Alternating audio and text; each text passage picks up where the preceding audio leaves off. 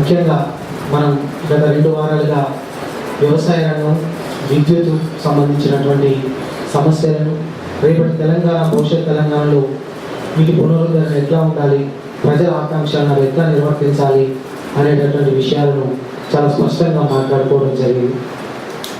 అయితే ఇప్పుడు పారిశ్రామిక రంగానికి సంబంధించి వ్యవసాయ రంగం మనకు ఎంతైతే ముఖ్యమో పారిశ్రామిక రంగం కూడా అంతే ముఖ్యమైనటువంటి అంశంగా ఇప్పుడు తెలంగాణ రాష్ట్రంలో ఎటువంటి పరిశ్రమలు ఏర్పాటు చేయాలి, ఎటువంటి వాటికి ఇక్కడ వనరులు ఉన్నాయి, కొత్త పరిశ్రమలతో పాటు హైదరాబాద్ రాష్ట్రం లేదా హైదరాబాద్ సంస్థానం, నిజాం సంస్థానంలో ఉన్నటువంటి పరిశ్రమలను ఎట్లా పునరుద్ధరించుకోవాలి, ఈ రెండింటికి పైన ఉన్నటువంటి సమస్యలు, సౌలభ్యాలు ఏంటి అనేటటువంటి అంశం పైన ఈరోజు మనం చర్చించదలుచుకున్నాం.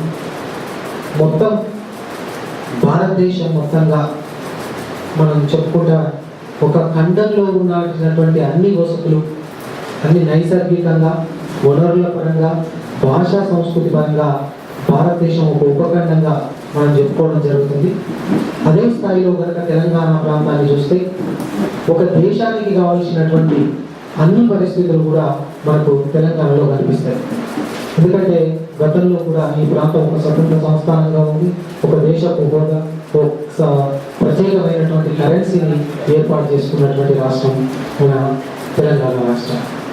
ఇటువంటి పరిస్థితుల్లో ఇప్పుడు ఏర్పడినటువంటి ఈ తెలంగాణ రాష్ట్రంలో పరిశ్రమలు ఎట్లా ఉండాలి, ఏంటి అనేటటువంటిది ఇప్పుడు మనకు ఉన్నటువంటి వక్తలు మాట్లాడతారు. ముందుగా